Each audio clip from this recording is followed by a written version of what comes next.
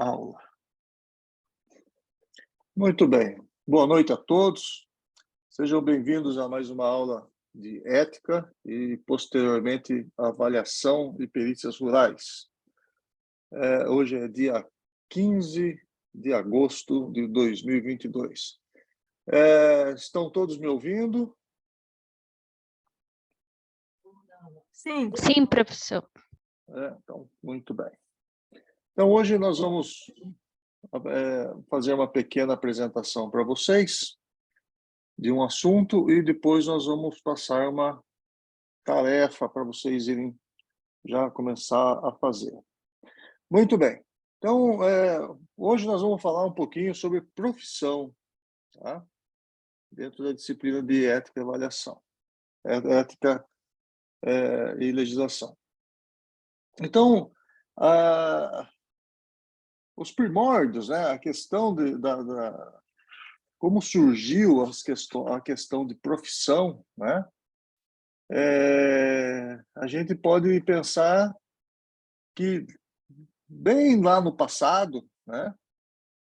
As pessoas tinham algumas necessidades, né? E até hoje é dessa maneira. Nós temos uma necessidade e aí a gente tem a vontade de procurar gerar alguma coisa, né? Hoje em dia é muito mais fácil, porque a nossa vontade, nós temos uma necessidade, nós vamos numa loja e nós compramos aquilo, né? Mas lá nos primórdios não tinha, né? Então as pessoas tinham uma necessidade e essa necessidade gerava uma vontade, né? Que acabava gerando interesse por um determinado assunto, né? E esses interesses geravam, então, as organizações, né, sociais, né, e acabava gerando a divisão do trabalho. Então, como naquela época era muita subsistência, né, as pessoas trabalhavam para a sua subsistência, então começou a ter então esses interesses nas organizações dentro daquelas, vamos dizer assim, não posso dizer conglomerado, mas daquele pequeno ou reduzido número de pessoas, né? E aí começou a ter a divisão do trabalho, porque cada pessoa tinha uma vontade, tinha um interesse, então as pessoas foram se agrupando e foram se dividindo o trabalho entre elas, né? E foram dividindo esse trabalho em função, né, dessas vontades.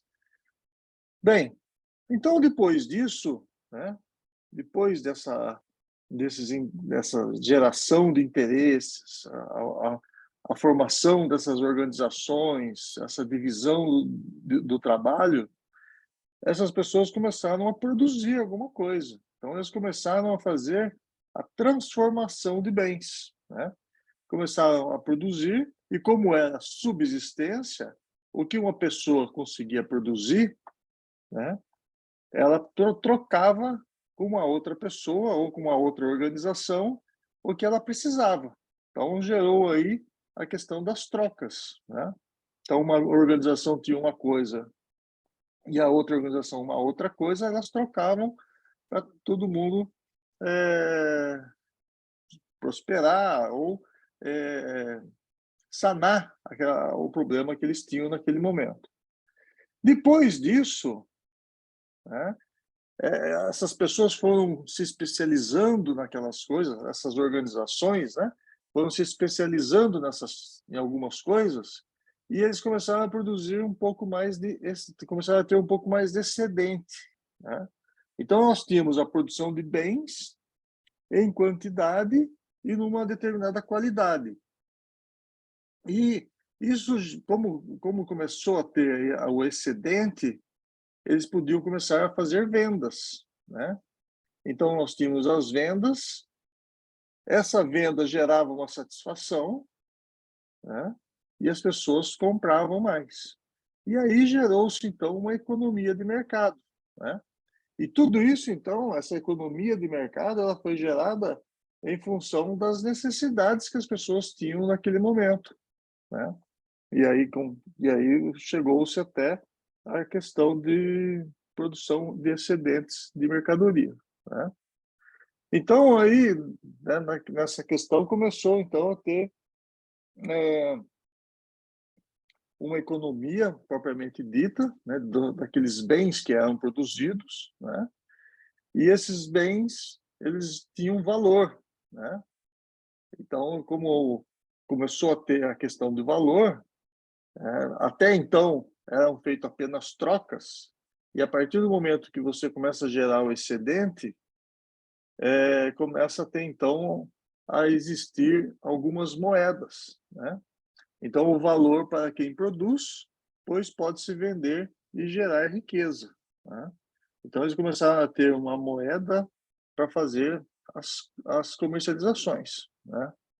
Então, os elementos conceituais que a gente vê nisso, né? Primeiramente, é o indivíduo, né? E esse indivíduo, que agora ele é especializado na produção de determinado bem. Então, ele vai reunir alguns fatores e alguns atributos para a sua identidade social e econômica. Então, a partir disso, fulano de tal, né, sabe produzir um determinado bem, né? Então, ele já começa a ter uma identidade com isso, né? Uns são pertinentes à profissão genericamente, outros ao profissional individualmente, mas todos devem estar presentes na descrição do caráter profissional, né? Então, nós temos alguns conceitos nisso. Primeiro, né, a especialização. Então, o conceito de especialização é a ação que desenvolve deve ser restrita a um bem definido, né, um bem definido setor da economia. Seu campo de interesse, então, deve ser delimitado a um mister discreto, né? Então, o especialista, né, quem faz uma especialização, né, ele desenvolve uma ação restrita, né, num determinado setor, né? Então, ele é um especialista num determinado assunto. A ética, né, que é o exercício da profissão, é de interesse social e envolve paradigmas deontológicos, né? A deontologia é o estudo dos deveres, né? Paradigmas deontológicos de obrigatória observância, o conhecimento e obediência das normas que regulam o seu papel econômico em sua sociedade são comuns a todo o grupo de interesse. Então, aí já começamos a ter uma ética na profissão que vai envolver, né, os deveres desses profissionais, né? Então, e essa ética vai acabar regulando o papel desse profissional na sociedade. E nós temos o conceito da vocação, que é a atividade para a qual ele se especializa, deve corresponder uma potencialidade pessoal. Ele deve reconhecer e demonstrar capacidade e prazer para a ação escolhida, isto é, interesse pessoal. Então, a atividade para a qual ele se especializa, então ele tem vocação para aquilo, que corresponde a um potencial, né, daquela pessoa, né? Então, ele vai ter capacidade, ele vai demonstrar a capacidade, né, e o prazer para fazer aquilo. Bom, depois nós temos o conceito da habitualidade, que é o desempenho, por mais perfeito que possa parecer, só se configura como profissão se for feito como hábito de vida. Há uma íntima relação entre a prática profissional e a fonte primaz de sustento daquele profissional, né? Então, aquela pessoa, né, que produz um determinado produto, né, a pessoa tem uma pequena empresa, que é ele que trabalha ali, né, e aí ele tem o hábito de apenas produzir aquilo que faz o sustento dele, né, ou faz um mix de alguns produtos. E a técnica é a atividade que se propõe, demanda o conhecimento de métodos, né, o domínio do modus faciendi, né, a adequada escolha de materiais e insumos, segundo uma visão de eficácia, a cultura adquirida e desenvolvida sob os fundamentos científicos do seu labor e sua adequada aplicação. Então, esse é o conceito da técnica. Tá? Depois nós temos a arte, né? Que é a forma de sua execução e a expressão de seu produto são fatores qualificadores do autor. O resultado formal do trabalho criativo identifica o produto com a personalidade do produtor, trazendo a sua impressão digital. Então, esse é o conceito da arte. Né? E os meios? Os meios são as extensões multiplicadoras da capacidade orgânica do homem. São as ferramentas, os instrumentos, os insumos que são usados, né? Que deve ser de domínio do indivíduo. Né? E seu manuseio é hábil e aumenta a sua produtividade. Então, o profissional tem os meios, né, para serem utilizados para produzir um determinado bem ou executar um determinado serviço. Então, o conceito da profissão, né, antes de tudo, é uma atividade que é transformadora do meio. E a sua configuração como gênero depende da delimitação do campo de ação econômica em que se desenrola. Né? E o seu objetivo pragmático é de interesse social, né? Pelo que é consolidada por laços éticos. Né? Esses são os conceitos. Então, na escala do indivíduo, seu exercício carece de capacidade pessoal, exercício constante, cultura operacional, personalidade e também habilidade. Então, a profissão é uma atividade produtiva especializada de interesse social. Né? O engenheiro agrônomo é uma atividade especializada e tem um interesse social de produção agrícola. Né? E o profissional? O profissional é aquele indivíduo que se ocupa de determinada atividade econômica, detendo, então, o domínio das suas técnicas, das formas de fazer e os meios que vão ser utilizados para fazer. Tá? Então, esse é o conceito do profissional. Então, qual que é o seu ramo de atividade? Né? Então, o ramo de atividade é a perfeita delimitação do alcance da atividade que configura a profissão. A condição básica para a definição de uma profissão é a sua especificidade no universo socioeconômico. E quando o perfil é traçado, ele vai obedecer a certos padrões consagrados de uso. A profissão, então, passa a ser denominada. Né? E o nome da profissão é uma forma sintética de descrever todo o seu perfil. Então, a profissão, né, ela tem um ramo de atividade, né? Ela tem um perfil, né, que vai ter certos padrões, né? Então, a partir desses padrões, essa profissão ela tem uma denominação. Né? E para efeitos didáticos, as profissões são reunidas em grandes grupos ou categorias, segundo suas afinidades de objetos. Tradicionalmente, as profissões do engenheiro, do arquiteto, do agrônomo são tratadas no grupo das tecnológicas, né? E, em particular, pelas características históricas, a do arquiteto tem sido incluída também no grupo das artísticas. Né? Aí, falando um pouco mais na questão, né, do engenheiro, arquiteto, né, e o agrônomo.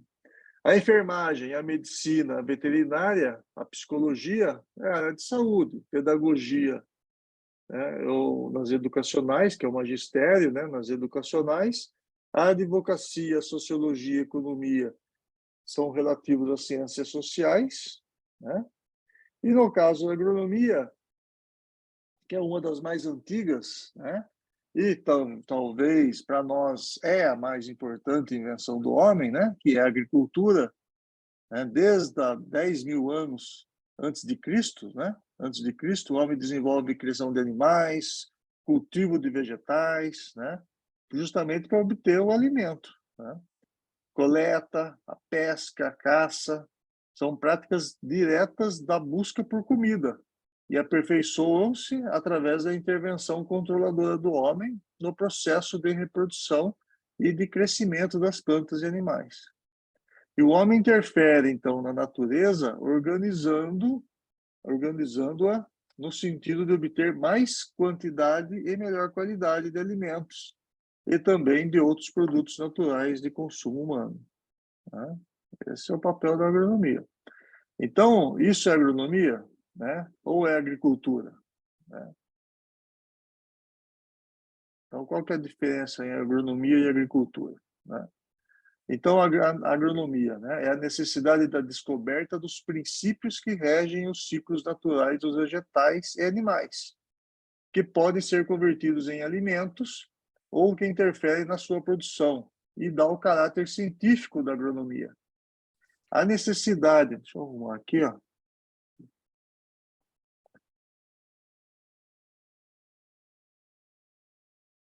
A necessidade de estabelecer métodos de produção capazes de melhorias qualitativas e quantitativas vai conferir, então, o caráter tecnológico da agronomia.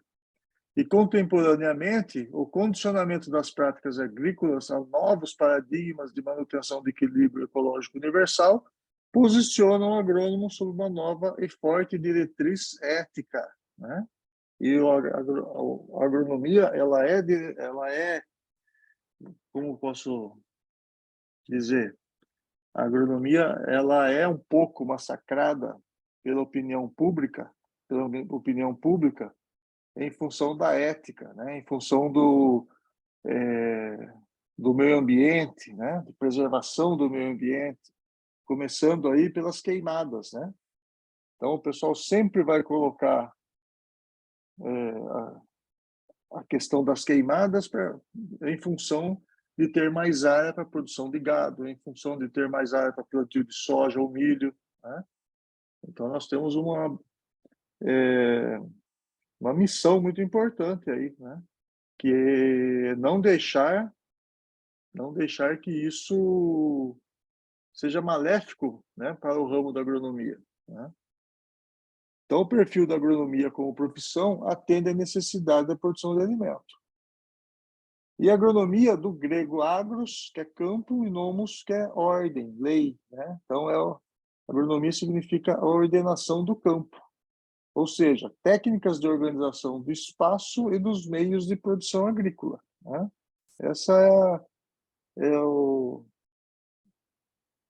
a denominação de agronomia, né? Então, com o avanço tecnológico, a gama de conhecimentos setoriais avolumou-se, demandando especializações de segunda ordem para a agronomia. E, realmente, né, a agronomia é uma área muito vasta, né? É um ensino muito vasto. Desde quando vocês entraram na agronomia, né, quanto que vocês não aprenderam? Quantos assuntos diferentes vocês não aprenderam, né? É, parte de solos, mecanização, parte de matéria orgânica, parte química e física dos solos, né? A parte de sementes, a parte a área da agricultura em si, né? De produção agrícola de cada cultura, milho, soja, café, cana, as áreas de fitopatologia, a área de entomologia, né? E dentro da fitopatologia e da entomologia, a gente vê muitas áreas, né? Desde a parte dos fungos, né? Ou dos insetos, conhecendo a, todas as nuances, né? Como que é a estrutura do fungo, como que é a estrutura do inseto, e assim por diante, até chegar na questão de produtos químicos que podem controlar as doenças, né? Então, uma coisa é falar dos fungos e dos insetos. A outra coisa um outro estudo é a gente conhecer o que cada fungo ou vírus ele vai trazer de mal, né, para as plantas, ou os insetos, o que vão fazer para as plantas e como combatê-los, né? E de que modo vai combater? Modo químico, modo orgânico, né? De uma maneira mais suave, né? Então, a gente tem uma vasta... Aí entra a parte de engenharia, né? Climatologia, engenharia, irrigação e outros assuntos relativos. Então, é uma área muito vasta e que muitas vezes a gente acaba tendo que especificar, né? Eu, por exemplo, fui mais para o lado da irrigação, né? Tem outros que vão mais para o lado da fitopatologia, outros para o lado da entomologia, outros para a parte de florestas, e assim sucessivamente, né? Bem, então, a mecanização dos processos agrícolas deu-lhe o aposto, né, de engenharia, que ramos desta atividade adquirem hoje personalidade própria, como a engenharia florestal, a agrimensura, a engenharia de alimentos, a zootecnia, né? Então, em função do tamanho da área, né, da vastidão da agronomia, né, começaram então a formar outros núcleos, né, para separar um pouco. Tanto são hoje seus ramos que é necessário para a sua identificação o emprego de um adjetivo especificador. Então, encontramos essa atividade intelectual em todos os setores da economia. No primário, né, no caso da engenharia, no primário encontramos na agricultura, na extração vegetal, na pesca, na mineração, na energia, nos recursos hídricos. No secundário, nas máquinas, na química, na edificação, nos veículos. No terciário, nos transportes, na saúde, biomedicina, geociências, enfim, toda parte, né, vemos a mão engenheira do homem. Né? Então, a palavra engenharia, que vem do latim em dentro, gênio, que é espírito, força criadora, é a capacidade de criação humana, né? É uma atividade capaz de adequar os meios à produção material humana. Engenho vem do latim também, né? Pelo francês engin, faculdade de fazer, máquina de guerra, fortificação, né? E aí vem o engenheiro, que é essa palavra que eu não sei ler, engenuar, né? Que é o que inventa, o que produz soluções. Então, essa é o conceito de engenheiro, né? O que inventa, o que produz soluções. E depois, pessoal, vem a questão da responsabilidade ético-profissional, né? Então, nós temos os laços éticos que são verificados e observa-se que só estão presentes entre os elementos desse grupo específico. Além da ética geral, né, será observável uma ética específica, no caso, uma ética decorrente das relações da profissão comum. No plano deontológico, né, que são os deveres, o indivíduo, né, além dos deveres de membro da comunidade, vou corrigir aqui também,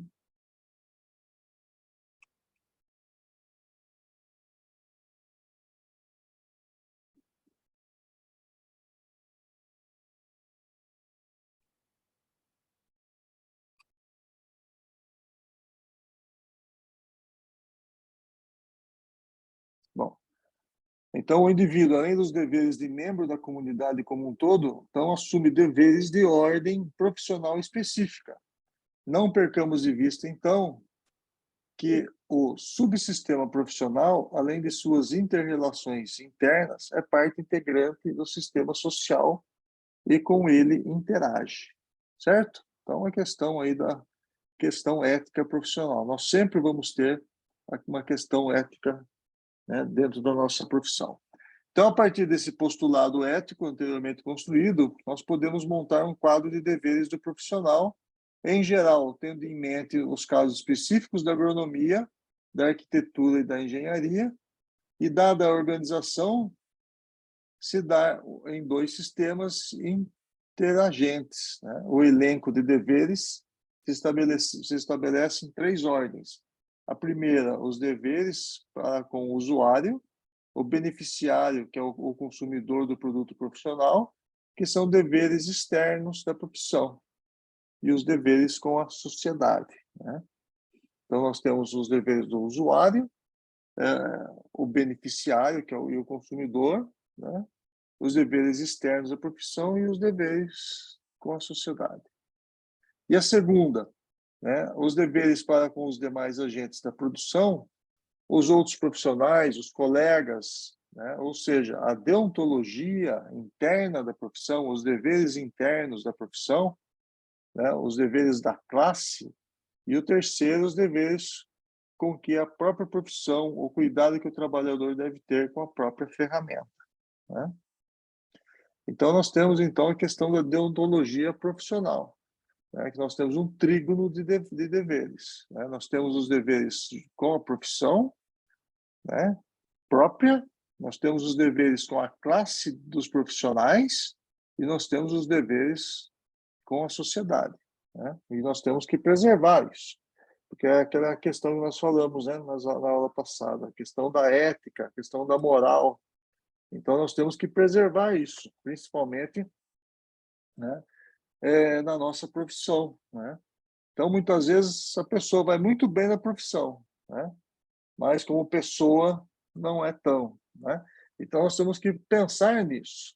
Quais os nossos deveres, né, dentro da nossa profissão, quais os nossos deveres dentro da sociedade.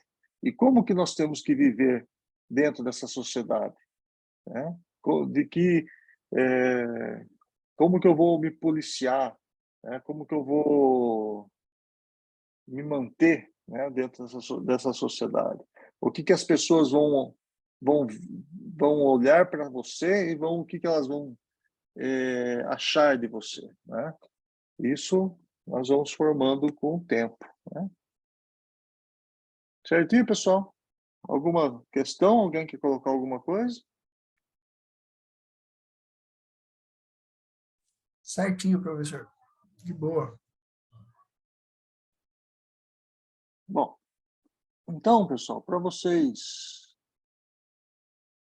como eu falei, né, essa disciplina de ética, vocês trabalham bastante, né? Deixa eu compartilhar um outro aqui.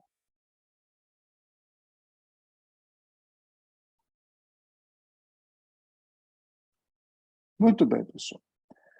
Então, vou passar aqui uma atividade para vocês,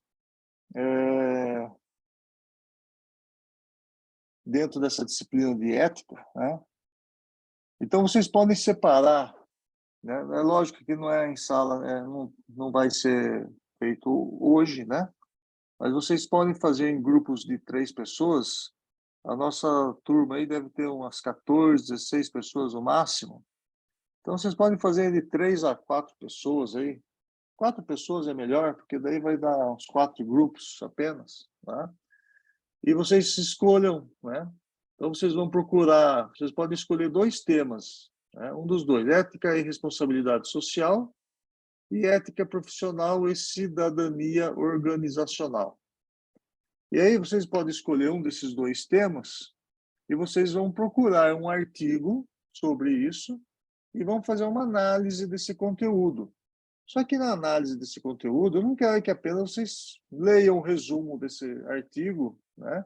Ou não quero que vocês apenas resumam o artigo. Eu quero que vocês coloquem aí uma análise pessoal sobre o assunto que vocês leram. Então, vocês podem pegar um artigo, o grupo lê, vocês se reúnam, né, num determinado momento e vocês discutem esse artigo e aí vocês vão montar para a gente uma análise, né, desse artigo. E aí vocês vão mandar no meu e-mail isso, tá? Então vocês vão fazer vocês vão me mandar a análise do artigo, tá? E aí vocês vão fazer uma pequena apresentação sobre sobre o artigo que vocês pegaram, tá? E aí vocês vão apresentar isso para a gente daqui uns 15 dias. Hoje é dia 15, dia 30. Tá certo? Beleza. Tá? Então tá aqui, ó. Tema 1, ética e responsabilidade social. Tema 2, ética profissional e cidadania organizacional. Tá? Então vai preparar uma análise e vão preparar uma apresentação, pequena apresentação, né, para ser apresentado daqui 15 dias, que vai ser dia... Vou pegar aqui já. Dia 29.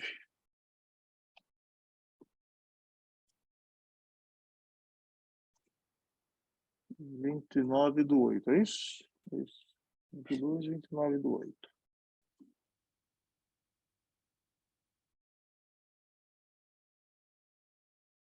Certo? Beleza, professor. Então tá bom. Então é isso aí. Então essa já está dada uma atividade que já vai compor a nota de vocês no primeiro bimestre.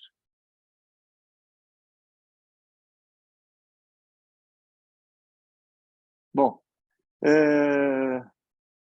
para vocês, eu não sei, aqui vocês querem, já que nós estamos aí online, vocês querem separar o grupo entre vocês aí? Eu dou um tempo para vocês fazerem isso. Pode ser?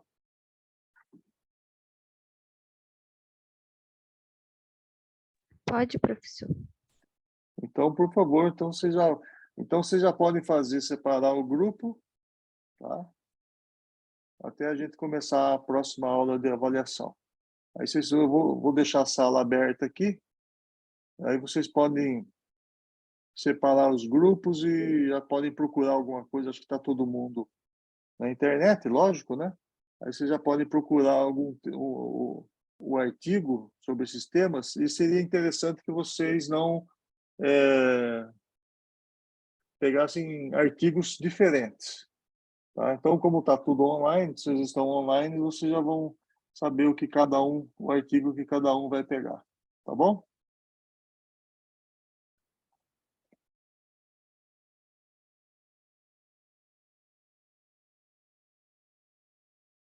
Ok?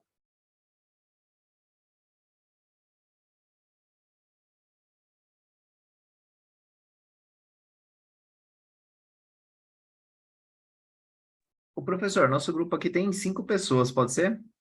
Pode ser. Obrigado.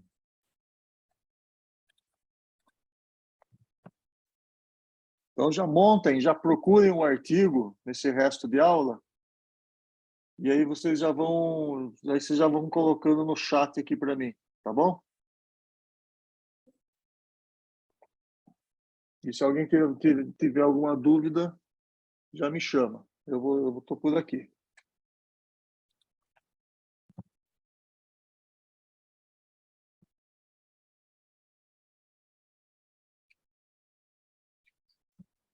Eu vou deixar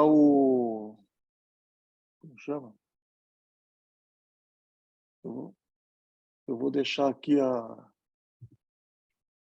a tarefa, né? Para vocês olharem.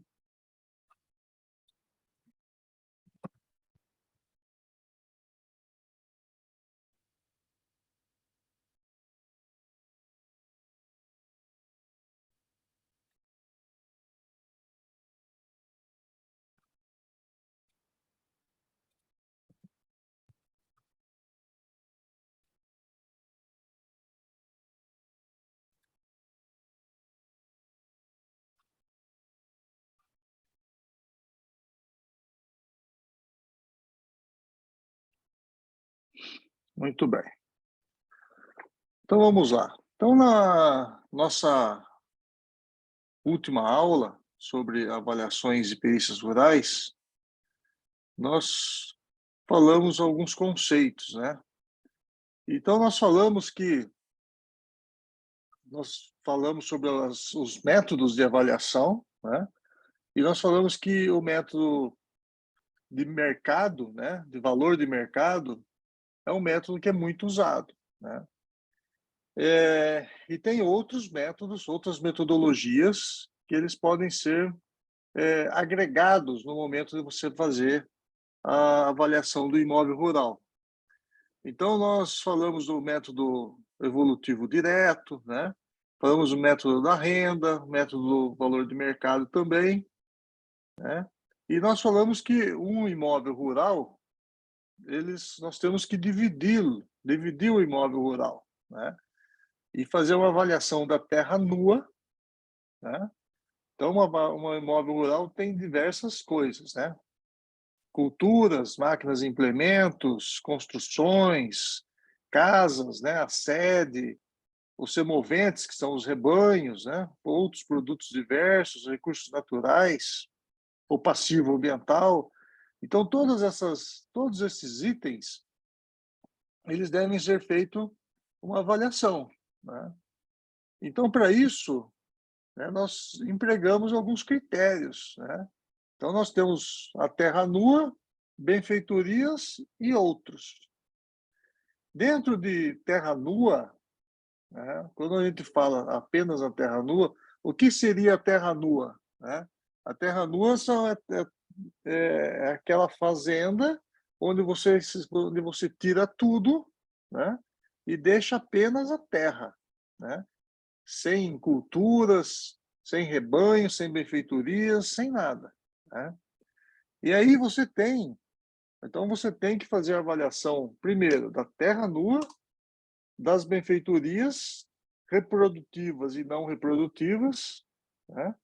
E de outros, como o passivo ambiental, por exemplo, né? Mas aí, para fazer a avaliação da terra nua,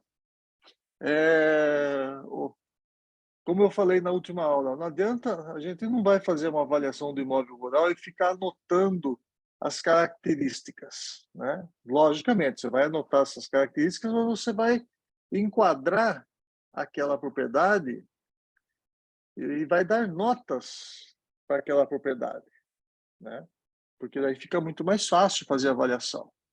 Então, quando a gente faz a avaliação apenas da terra nua, nós podemos avaliar aquela terra, primeiro, através de uma classificação, que é a classe de capacidade de uso.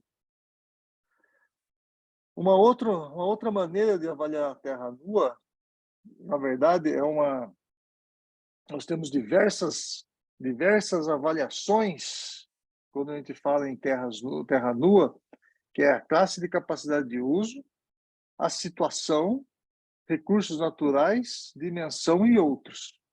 Os mais usuais, o que mais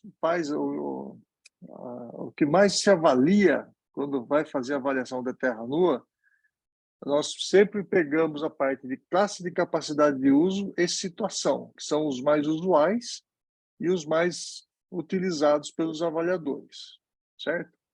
Então, vamos ver o que significa esses dois, classe de capacidade de uso e situação. Recursos naturais, todo mundo sabe, né? Uma propriedade que tem açude, né? Uma área de preservação ambiental, né? E outras coisas. A dimensão, todo mundo já sabe, né? Que é o tamanho da área, né?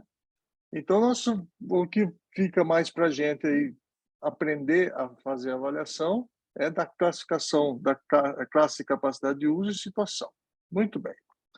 Então, a classe de capacidade de uso dos solos, né, é uma classificação pedológica, deixa eu aumentar. É uma classificação pedológica, né, que você vai fazer uma classificação do solo, e também ela é uma classificação técnica, né, que ela é executada em favor de uma determinada característica específica de interesse do avaliador. No nosso caso, é a classe de capacidade de uso. Bem, eu vou chegar daqui a pouco no que é a classe de capacidade de uso. Então, nós fazemos uma avaliação da propriedade para fixar um valor, né, que vai ser os solos dessa propriedade. E devido às diferenças regionais dos solos, procurou-se criar um critério capaz de caracterizar os diversos tipos de solos num só parâmetro, a fim de comparação entre as propriedades das diversas regiões. Certo? Bom, então, a classe de capacidade de uso é um grupamento qualitativo de tipos de solo, sem considerar a localização ou características econômicas da terra, visando obter classes homogêneas de terras com máxima capacidade de uso, sem risco de degradação do solo. Muito bem. Então, a classe de capacidade de uso, né, como o próprio nome está dizendo, capacidade de uso. Se esse solo é um solo declivoso e tem floresta em cima, a capacidade de uso desse solo não é mais restrito? É ou não é?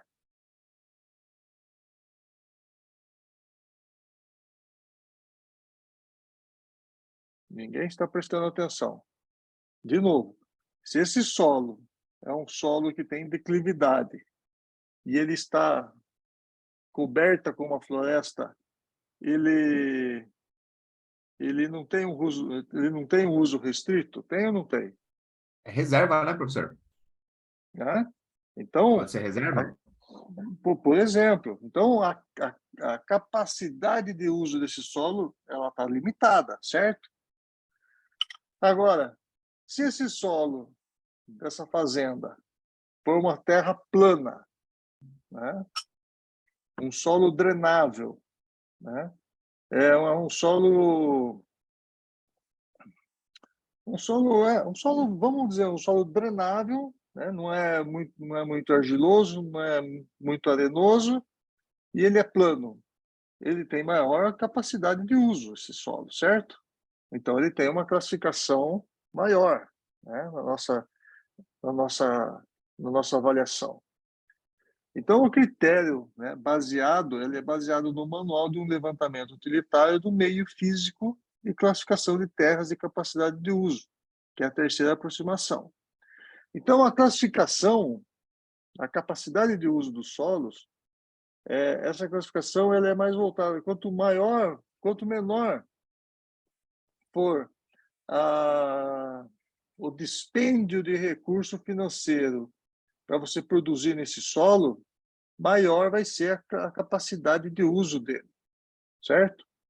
Então, é dividido, a classificação, né, classes de capacidade de uso, ele é dividido em 3 grupos principais, 8 classes de capacidade de uso e até 4 subclasses cada, exceção a classe 1, que não tem subclasses, certo? Vamos ver cada um deles. Então, nós temos aí. Então, os grupos. Então, nós temos 3 grupos. Grupo A, Grupo B, Grupo C, que foram estabelecidos com base nos tipos de intensidade de uso das terras. As classes, que foram baseadas no grau de limitação de uso. E as subclasses, que é a natureza da limitação de uso. Então, toda classificação técnica ela tem que ser apoiada em determinado número de pressuposições em função dos objetivos, tendo em vista as condições socioeconômicas da área. Então, tá aí, grupo A, eu tenho na divisão do grupo A, B e C. No grupo A, nós temos a classe 1, 2, 3 e 4. Na classe B, nós temos a classe 5, 6 e 7. E na classe C, e no grupo C, nós temos a classe 8, certo? Então, as pressuposições, em função dos objetivos.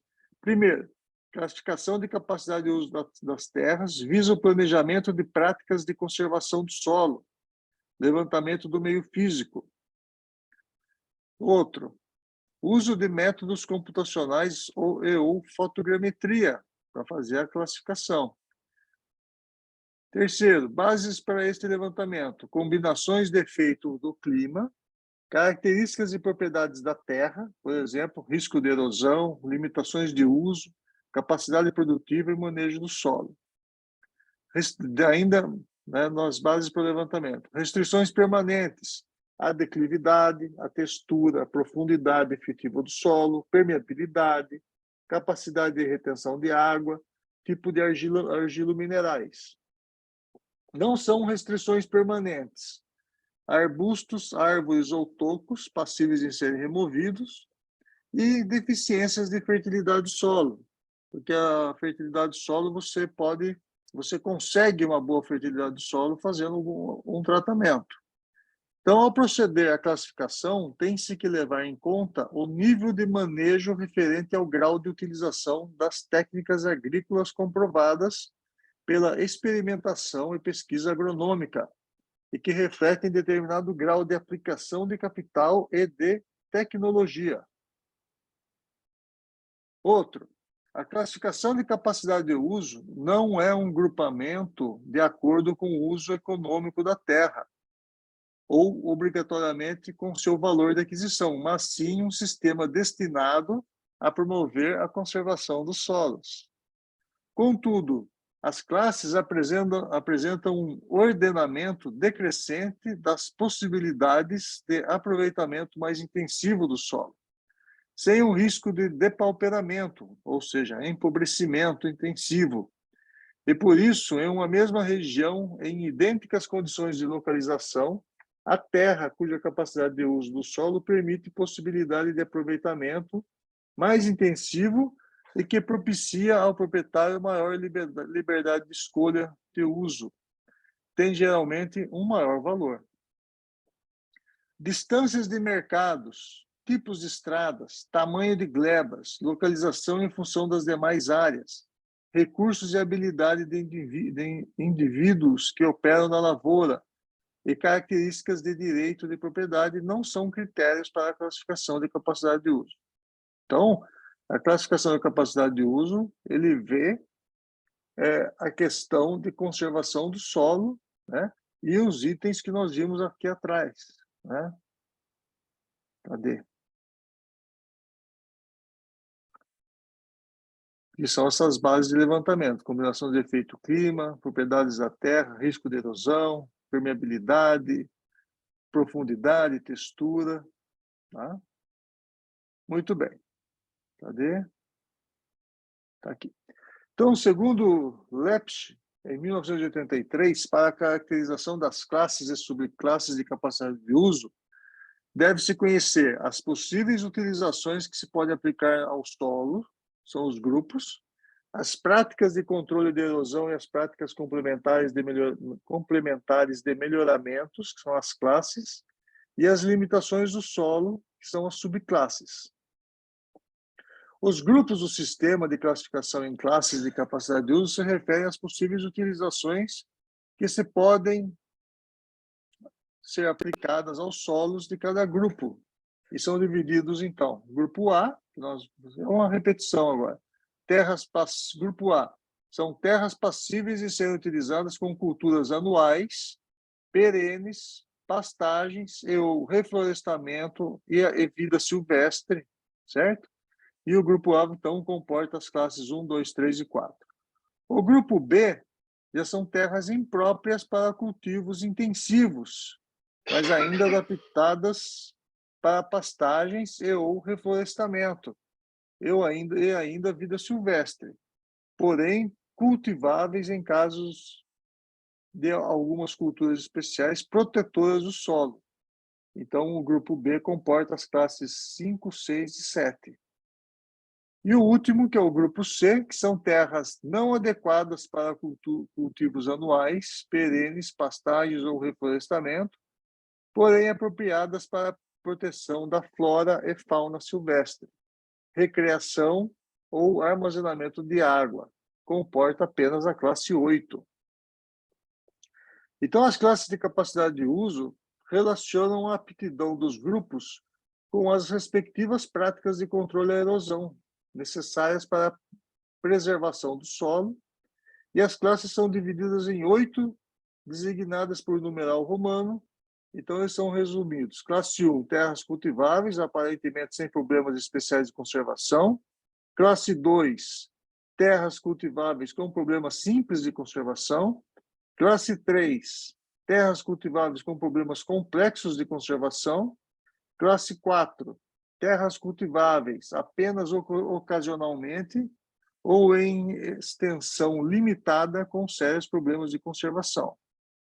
A classe 5, então até aqui é o grupo A, né? 1, 2, 3 e 4. Classe 5 são terras adaptadas em geral para pastagens e o reflorestamento sem necessidade de práticas especiais de conservação. cultiváveis apenas em casos muito especiais.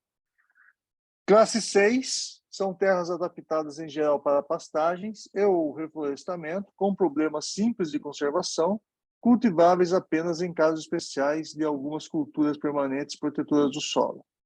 Classe 7 são terras adaptadas em geral somente para pastagens ou reflorestamento, com problemas complexos de conservação.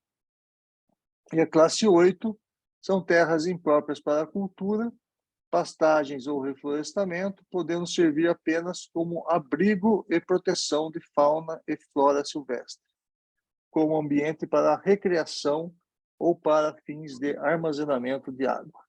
Certo, pessoal? Alguma dúvida até aí? Certo, professor. Bom, e aí nós temos as subclasses, né, que são as limitações do solo, que por sua vez foram divididas em 4 subclasses designadas pelas seguintes letras. O E minúsculo, que é a erosão presente e ou risco de erosão. S, relativas ao solo. O A ou W, por excesso de água. E o C, por questões climáticas. A natureza da limitação é representada por letras minúsculas, de modo que a subclasse é representada pelo numeral romano da classe, seguido pela letra que designa a limitação. Exemplo, então, classe 3E, que significa pertencer à classe 3, e subclasse E, devido ao problema de erosão. E o uso de subclasses na avaliação de imóvel rural é pouco utilizado na prática, tá? Mas nós vamos ver já já. Bom, essa tabela não vai dar para vocês enxergarem muito bem, mas ela fala, é uma planilha com características dos solos que limitam a exploração. Eu vou falar aqui alguns para vocês. São 13, né? Que nós temos aqui. Então, o fator limitante é a característica e a classe de capacidade de uso, né? Então, por exemplo, fertilidade natural ou produtividade é uma tabela que vocês podem se basear. Fertilidade natural ou produtividade aparente, V%. Se a V% é muito alta, acima de 70%, ela é uma classe 1. Alta, que é de 50% a 70%, também classe 1. Média, que é de 30% a 50%, já vai para a classe 2. Baixa, que é de 10 a 30%, já vai para a classe 3. E se for muito baixa, já vai para a classe 6. Certo? Profundidade efetiva, que é a profundidade do solo, né? Um solo muito profundo, acima de 2 metros, classe 1. Entre 1 metro e 2 metros, classe 2. Moderadamente, 50 de meio metro a 1 metro, classe 3. E assim vai, né? Drenagem interna. Se for uma drenagem excessiva, classe 2. Forte, 2. Acentuada, 2. Se for um solo bem drenado, já vai para classe 1. Moderadamente, classe 2. Imperfeito, 3. E assim vai. Aí nós temos deflúvio superficial, né? O deflúvio superficial, ele é o escoamento, né? Então, se for um escoamento muito rápido, ele é classe 4 já. Tá? Por quê? Porque se deflúvio é escoamento e ele tem um escoamento muito rápido, é porque o solo ele não tem drenagem tão boa. Tá? Se o deflúvio for rápido, é classe 3. Se for moderado, classe 2. Se for um deflúvio lento, é porque infiltra bastante água. Então, já vem para classe 1. Se for muito lento, classe 2. Entenderam? Aí tem pedregosidade, né? Riscos de inundação, se é ausente, ocasional, frequente, muito frequente. Classes de declividade. Então, solo com menos de 2% de declividade já é classe 1. 2 a 6, classe 2. De 6 a 12, classe 3, e assim vai. Grau de erosão laminar, não aparente, ligeira, moderada, severa, muito severa. Sulcos rasos, se os sulcos forem ocasionais, é classe 1. Se for moderado, se for frequente, classe 2, se for muito frequente, classe 3. Aí nós temos sulcos médios, sulcos profundos, vossoroca. Se um solo tem... Olha só, se são sulcos médios, ocasionais, ele já parte da classe 3. Se for sulcos médios frequentes, já é classe 4. Se for muito frequente, já vem para a classe 6. Se for sulcos profundos, ocasionais, já é classe 3. Se for sulco profundo frequente, já é classe 6 e depois classe 7. E as secas, né? As questões de seca, né? Se for vossoroca, já é classe 8, porque é um solo que você não consegue cultivar nada, né? Você gastaria uma fortuna para deixar esse solo com um certo grau, né, para você poder plantar ele. Entenderam, pessoal? Bem, então aqui é uma foto, né, das classes, né?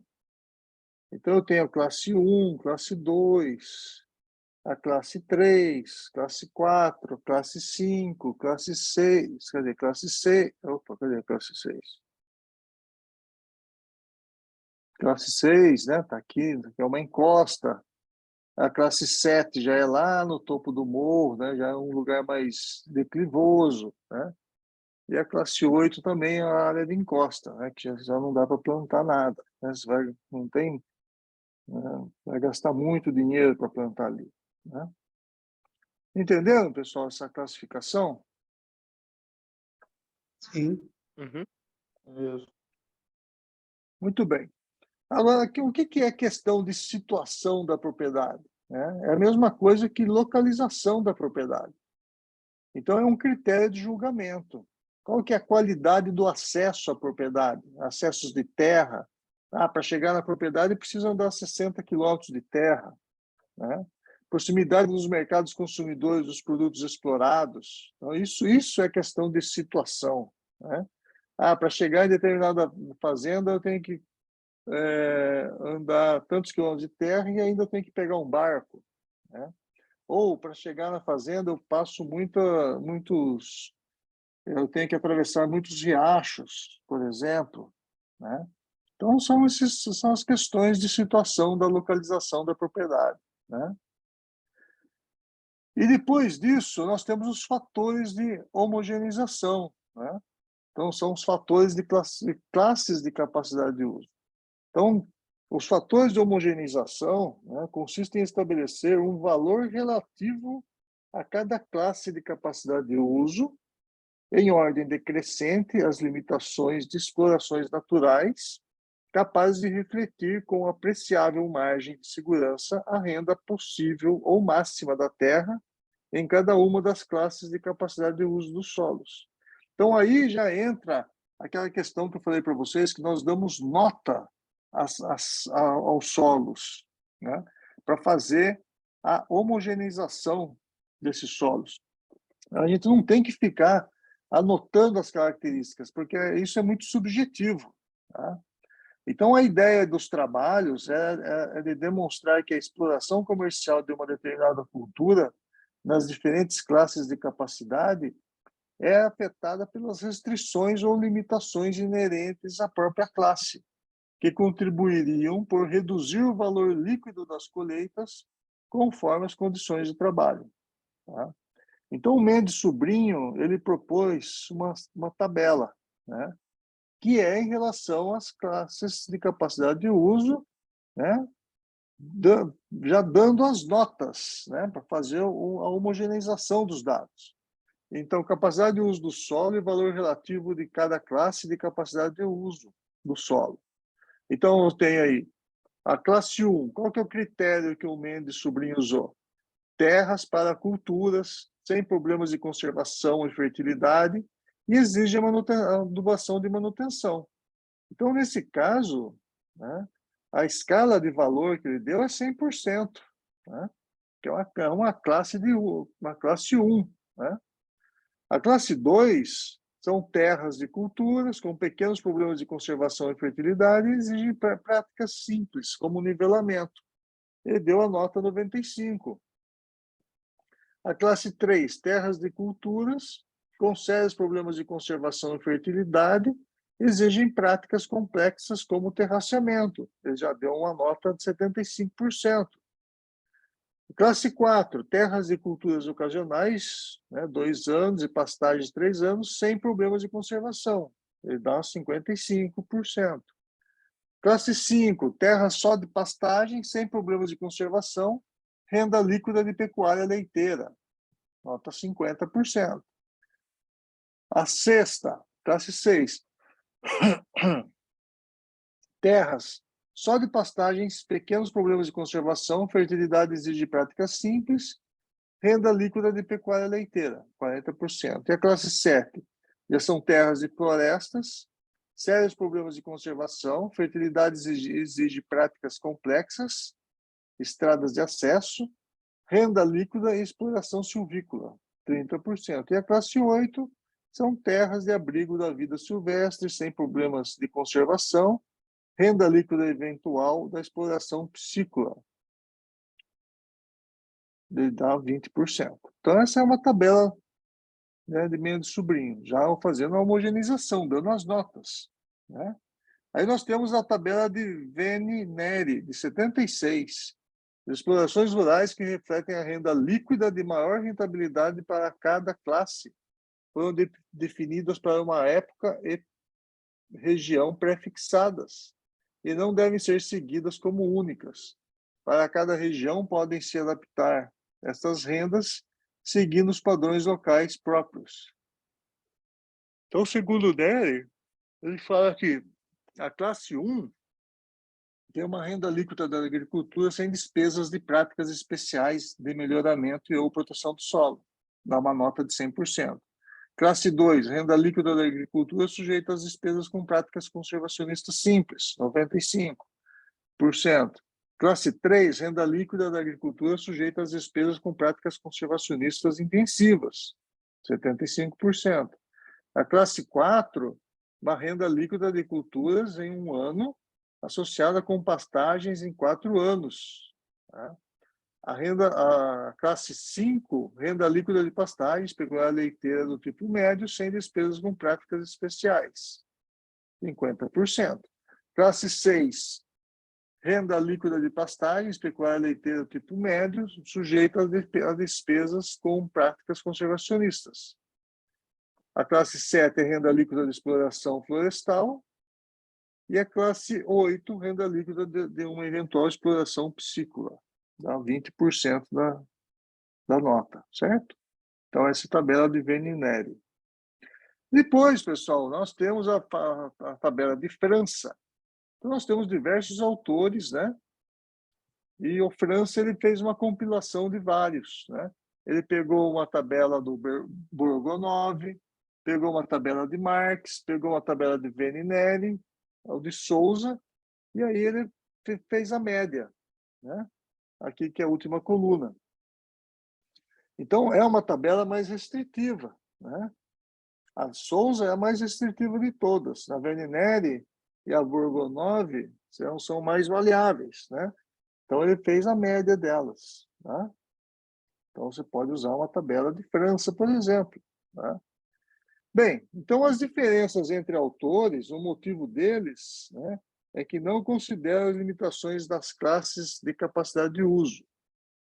Outra razão seria as diferenças regionais. E uma outra também, que vocês podem perceber que nessas tabelas aqui nós não estamos falando sobre subclasses, mas nós temos em ordem, de importância, dos fatores de subclasse, a erosão é a primeira, a questão da água, a questão do solo, e depois vem a questão climática. Então, está aí. Fatores limitantes de classes de capacidade de uso e suas subdivisões. Então, eu tenho a classe 1, pode deixar para lá, porque a classe 1 ela não tem subclasse. A partir da classe 2, já começa a ter subclasse. Então, no caso aí o E, quais são os itens que fazem parte da parte de erosão do solo? Declividade acentuada, declive longo, mudança textural abrupta, erosão laminar, erosão em sulcos, erosão em fosforocas, erosão eólica, depósitos de erosão, permeabilidade baixa, horizonte arenoso. No caso dos solos, pouca profundidade efetiva, textura arenosa em todo o perfil, pedregosidade, argilas expansivas, baixa saturação em bases, toxicidade de alumínio, baixa capacidade de troca de cátions, né? Ácidos sulfatos, sulfetos, alta saturação com sódio, excesso de sais solúveis, excessos de carbonato. No caso do A, que é a água, lençol freático elevado, risco de inundação, subsidência de solos orgânicos, deficiência de oxigênio no solo. E no caso climático, são secas prolongadas, geadas, ventos frios, granizo e neve. Certo? Então, já está bem destrinchado, né? Muito bem feito essas avaliações, né? Essa homogeneização. Então, com base nos argumentos de França 83, organizou uma tabela apresentada a seguir, na qual são propostos os valores relativos das classes e subclasses de capacidade de uso utilizados na região de Piracicaba. Para outras regiões, deve-se verificar se os valores relativos correspondem à realidade. Caso contrário, faz-se necessário a adoção justificada de novos valores relativos.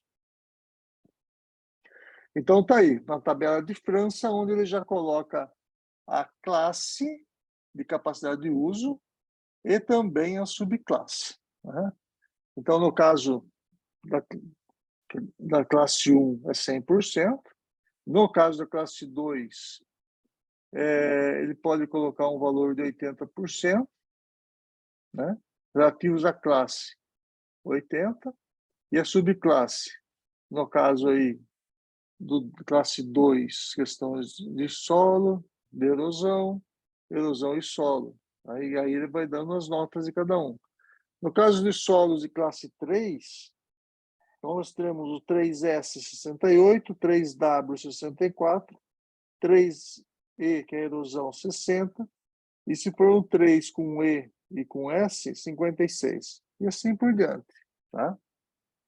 A classe 8 também não tem subclasses. Tá? Ela é, tanto a classe 1 como a classe 8 não tem subclasse. A classe 1 é um solo muito bom e a classe 8 é um solo que demanda... Não tem como usar esse solo para a prática da agricultura. Tá? E aí, pessoal, vem as tabelas de fatores de situação. Né?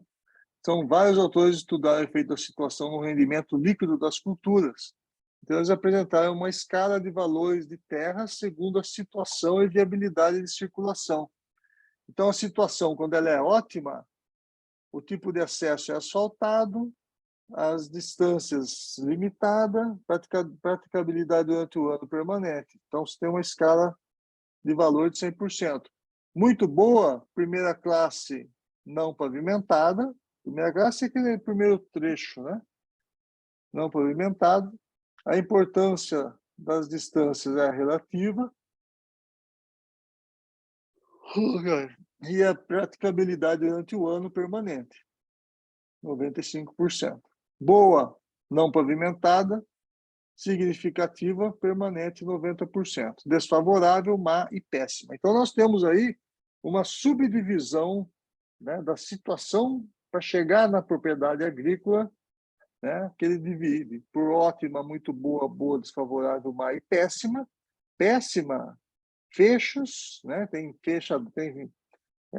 são as porteiras que têm cadeado e são interceptadas por córregos sem ponte. Tá? Então, você tem problemas sérios, mesmo na seca, para atravessar. Se for má, você tem os cadeados nas servidões. Né? Desfavorável, estradas e servidões de passagens. Né? Então, o Lima, em 2005, né, ele fala que se deve lembrar que esta tabela também foi elaborada, a exemplo daquelas de classe de capacidade de uso, a partir de dados de mercado para uma determinada região e época. Ela pode continuar adaptada para os dias atuais em algumas regiões, mas não significa que representa o Brasil rural. Como exemplo, podemos citar o trabalho realizado recentemente, onde não foram detectadas, em nível de mercado imobiliário, diferenças de valores por hectare para terras com frente para asfalto ou com frente para estradas de terra de boa qualidade. Então, hoje existem outras tabelas. Por exemplo, nós temos uma tabela que foi desenvolvida pelo INCRA, que entrou em vigência em 2007, tá? Que eles incorporaram o elemento tipo de acesso, a questão de acesso fluvial, né, que é muito importante em regiões mais remotas do país. Tá? Então, está aí, ó. Segundo o INCRA, em 2007, né, uma situação ótima é terrestre asfaltado, fluvial navega de 0 a 1 hora, então não tem muita importância as distâncias, e praticabilidade durante o ano é permanente. Muito boa, a primeira classe não asfaltada, navegabilidade de 1 a 3 horas, importância das distâncias é relativa e é permanente. Boa, não pavimentada, aí você pode chegar a navegar de 3 a 6 horas. Regular, você pode chegar a navegar de 6 a 12 horas. Estradas e servidões de passagens. Desfavoráveis, fecho nas servidões, parte do ano, né? Problemas sérios na estação chuvosa. E fechos entre a mar a mar tem fechos e interceptada por córrego sem ponte. Fluvial é restrita, importância das distâncias é significativa, problemas sérios mesmo na seca. Alguma dúvida até agora, pessoal? Não, professor. Muito bem. Então, os fatores de homogeneização conjugados para a classe de capacidade de uso e situação. Então, do mesmo modo que foi feita uma tabela relacionando a localização do imóvel com valores relativos, também expressos em porcentagem, Cosma, 84, baseou em estudos de Mendes Sobrinho e montou uma outra tabela relacionando as classes de capacidade de uso com a situação da propriedade, resultando em outros coeficientes. Com isto, depois de determinado o valor da relação de uma classe versus determinada situação do solo, por uma simples multiplicação, pode-se determinar o índice agronômico, que expressa o valor de uma determinada combinação de classe, da capacidade de uso e da situação. Então, está aí, né? Então, ele juntou, então, os dois parâmetros, né? A classificação, classe de capacidade de uso e a situação, né? Então, numa área que você tem, ela é de classe 1 e a situação é ótima, então a nota dela é 100%. Né? Se for classe 2, já é 95%, classe 3, 75%, classe 4, 55%, e assim vai. Chegando à classe 8, 20%. Tá? Mas você pode chegar numa classe má, 75%. Se for uma classe 1, é 0,75, uma classe 2, 0,71,3, classe 3, 0,56,3, assim por diante. Tá? Então, essa é uma tabela de Cosma, né? Colocando os dois tipos de classes aí. Fatores de ponderação no valor do valor das terras, considerando a classe de capacidade de uso e situação. Então, aqui nós temos uma outra tabela, onde nós temos situação e classes de capacidade de uso. E assim por diante. E aqui nós temos uma outra tabela de França, em 83, que ele já colocou os 3 parâmetros. A classificação de classes de capacidade de uso, as questões relacionadas a solo, a erosão, né, a água e a clima, e a questão da situação. Tá? Então, por exemplo, um solo, uma classificação 2S, Se for uma situação ótima, é 0,88, muito boa, o 0,83, boa, 79,2%, e assim vai. Né? Se for uma classe 4, ou, desculpa, se for uma classe 8, aí não tem situação, quer dizer, não tem subclasses, né? Uma situação ótima, 13%, uma situação muito boa, 12%, boa, 11%, e assim sucessivamente. Tá? Então, com base nas tabelas, né, o trabalho do engenheiro de avaliações se torna mais fácil e rápido. Uma vez que determinada ou conhecida a classe de capacidade de uso dos solos e sua situação quanto ao tipo de acesso, determina-se o coeficiente ou o valor unitário básico para uma determinada condição. Este valor denominamos, a partir de agora, como um índice agronômico. Então, devemos lembrar que essas tabelas, como já demonstrado, têm valores diferentes, dependendo da região e da época em que se foram realizadas. Ou seja, não se recomenda a adoção de nenhuma das tabelas listadas nesse trabalho, sem que antes seja feita uma verificação prévia com dados de mercado plenamente justificado, de que a mesma retrata o funcionamento do mercado de terras agrícolas no Brasil.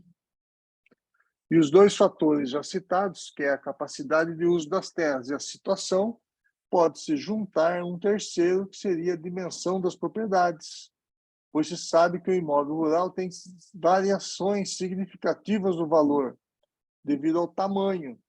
Dependendo da região, existirão outros fatores, como uma cobertura florística natural, uma mata nativa, uma homogeneização que pode ser feita utilizando-se da mesma sequência que nós sugerimos. Né?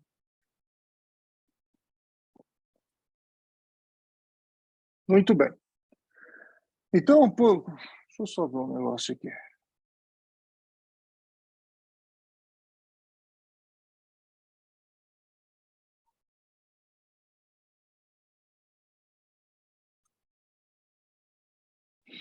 Não adianta eu ir muito para frente, senão...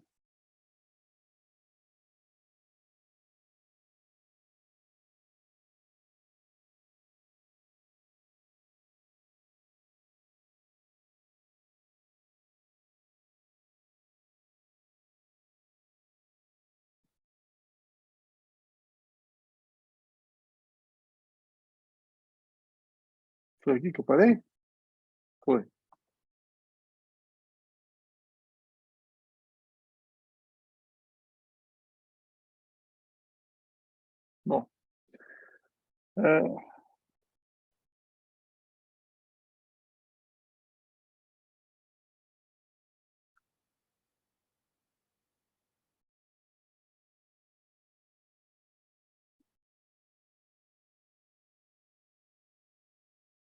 Bom, então nós temos o planejamento e o levantamento amostral, né? Que a avaliação consiste, então, simplificadamente, na transposição de uma série de ofertas e ou transações de imóveis para um local do imóvel avaliando, utilizando-se de elementos pelos fatores que exercem influência no valor das terras.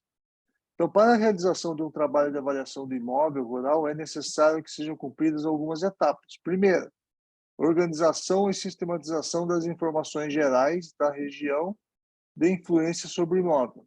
Segundo, vistoria do imóvel com descrição, dimensionamento e qualificação das benfeitorias úteis necessárias e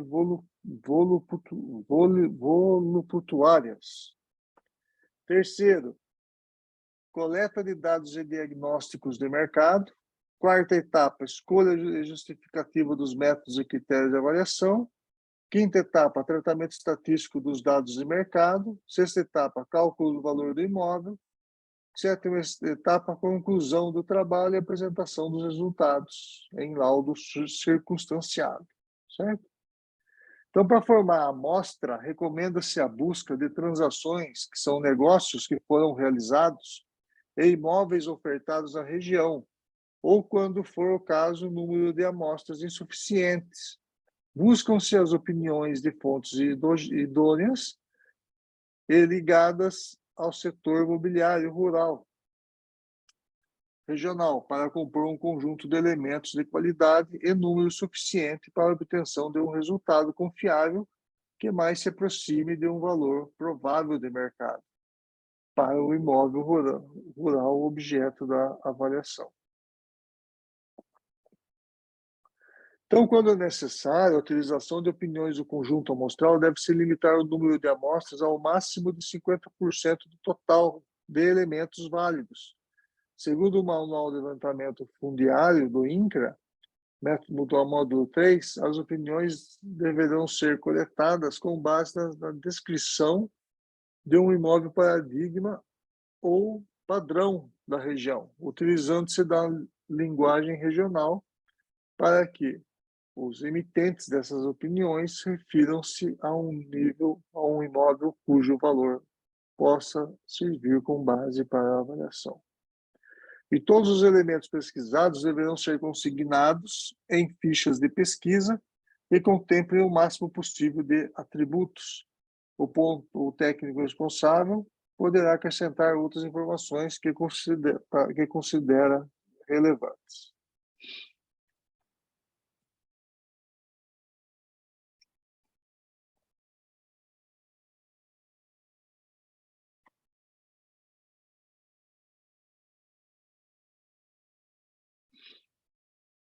Bom, deixa eu ver.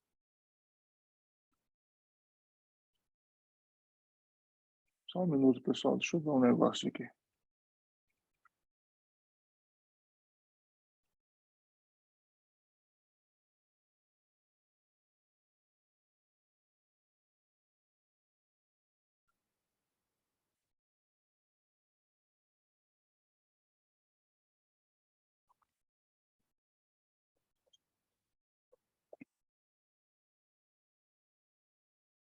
Alguma dúvida até agora, pessoal?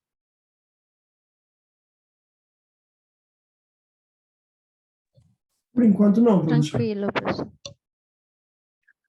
Eu vou ver um exemplo aqui. Deixa eu ver aqui para passar um exemplo para vocês fazerem. Eu estou falando, mas o negócio é vocês praticarem, tá?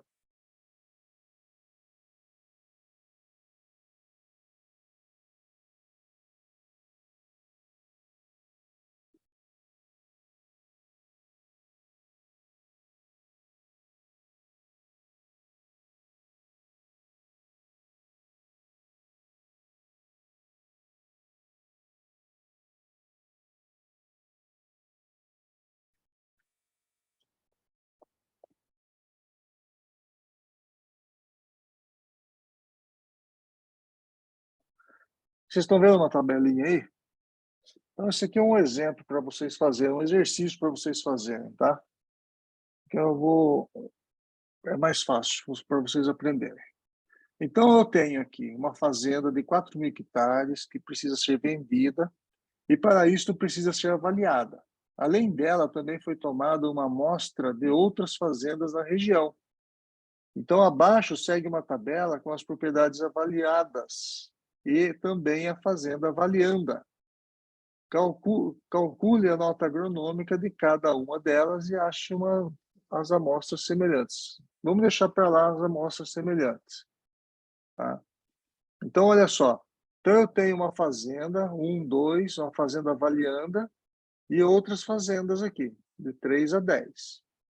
Então, as áreas referentes à classe de capacidade de uso da propriedade. Então, eu tenho, na fazenda 1, eu tenho 600 hectares na classe 1, 900 na classe 3, 1.200 na classe 4, 100 hectares na classe 7.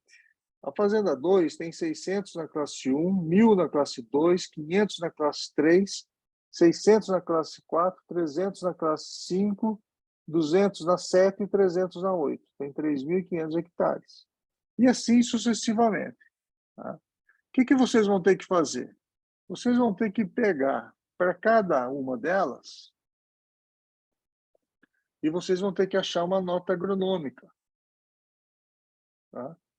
Deixa eu pegar a nota agronômica aqui.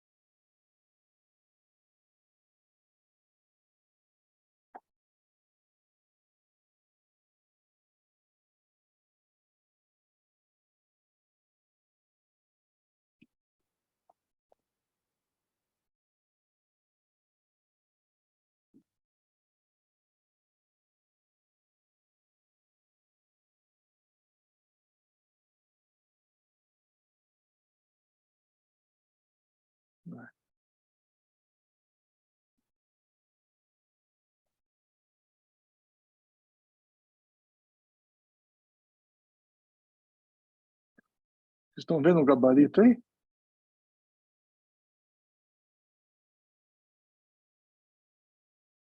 Sim, professor. Então está aqui, ó. Então aqui eu já tenho o gabarito aqui, ó. Então aqui é o que eu fiz. Então para a classe 1 tem 100 hectares. Eu peguei a tabela de França. Para a classe 1 tem 100 hectares, então a nota agronômica para a classe 1, ou desculpa, o índice agronômico para a classe 1 é 1. Ele tinha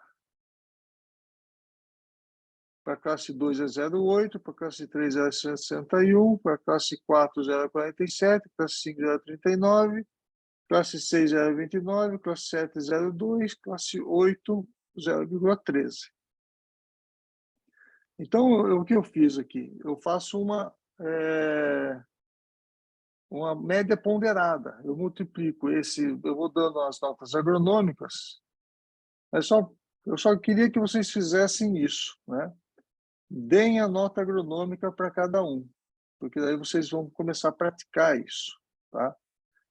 Depois, no final, a gente acha a nota agronômica, que é uma formulinha muito simples. Deixa eu ver aqui.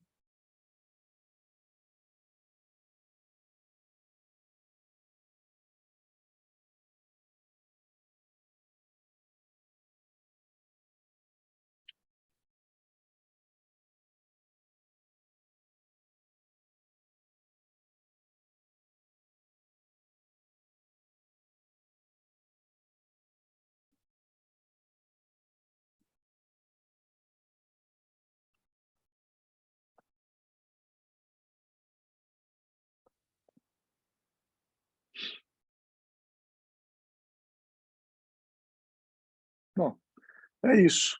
Eu vou passar isso aqui para vocês no EAD, o exercicinho, para vocês irem fazendo, tá bom?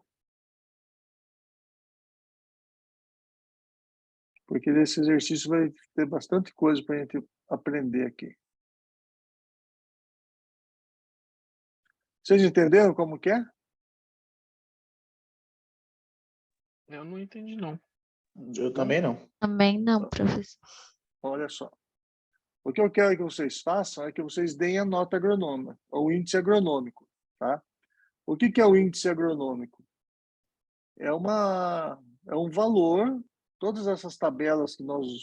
Deixa eu colocar aqui novamente.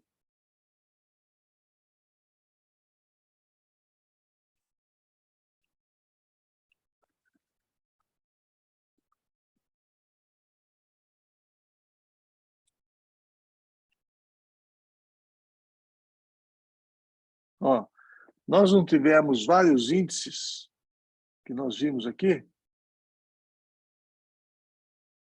Por exemplo, esse do França, Mendes Sobrinho. Entendeu? Aqui o França, aqui, ó. Então, a classe 1 não tem esse aqui é um índice agronômico, que é 100%. A classe 2, 80%. A classe 3, 61%. A classe 4, 47%.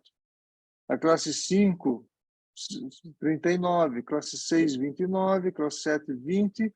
Classe 8, 13%. certo? Então, o que vocês têm que fazer? Vocês vão pegar essas áreas aqui.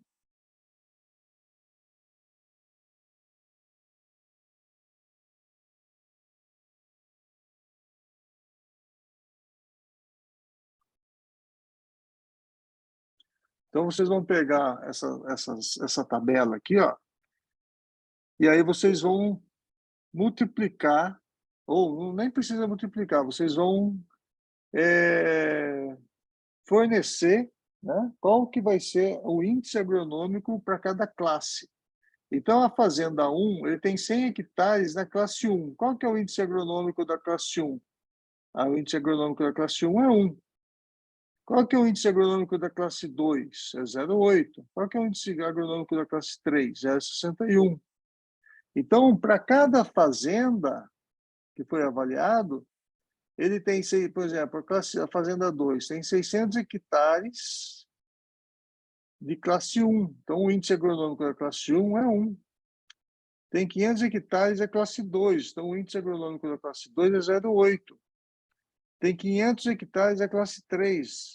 A classe 3, o índice agronômico é 0,61. Entendendo? Então, para cá, até a classe 8, ó, tem 300 hectares de classe 8. Qual que é o índice agronômico classe 8? 0,13. Entendendo? Beleza, esse NA aí depois a gente vai fazer em aula, certo? Nós vamos fazer em aula. Até o total depois a gente faz na aula, na próxima aula. Beleza. Entendeu? Então, vocês podem escolher uma. Aqui eu coloquei a tabela de França, né? Mas vocês podem, por exemplo, se alguém pode querer escolher a tabela do. Alguém pode querer escolher a tabela.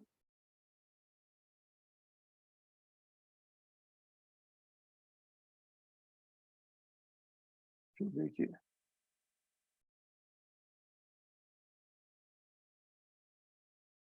Alguém pode querer escolher a tabela do Venineri, né? Ou a tabela do Mendes Sobrinho, tá? Então, cada um pode escolher a tabela que quer, né? Mas, No meu exercício, né? Eu escolhi a tabela de França, tá? Mas vocês podem escolher outra tabela que vocês quiserem.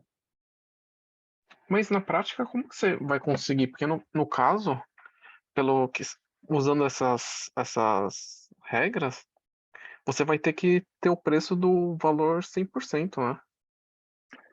Sim, mas o que Da nós estamos terra. fazendo aqui agora é dar um índice agronômico, e esses índices, porque o que acontece? Quando você tem várias fazendas, avaliando várias fazendas, você lembra que eu falei que tem fazendas que são discrepantes? Fazendas que são discrepantes para mais ou fazendas que são discrepantes para menos. Nenhuma fazenda é igual à outra, né? Então, na sua amostra, nós temos que agora começar a colocar notas agronômicas, índices agronômicos, calcular a nota agronômica, e aí a gente vai homogeneizar.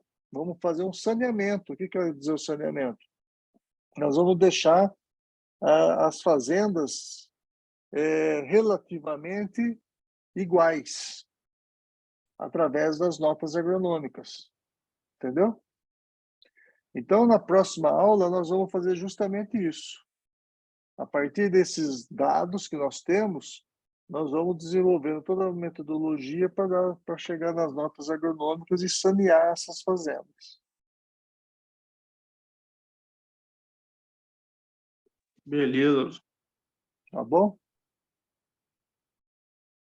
Não assustem, tá? Não assustem, porque ele é meio metódico, né? Mas logo, logo vocês vão estar craque nisso daí. Já assustamos já, velho. Tem que ter Não avisado assustam, antes. não. Tá joia, pessoal? Tá certo. Joia, professor. Beleza, doutor. Então, Boa noite, hein? nós vamos ficar por aqui hoje e na próxima aula nós continuamos. Beleza? Alô, turma. Valeu. Beleza? Valeu. Boa Um noite. noite, abraço para professor. vocês. Boa noite. Boa noite. Boa noite. Boa noite, professor. Valeu, boa noite. Boa noite.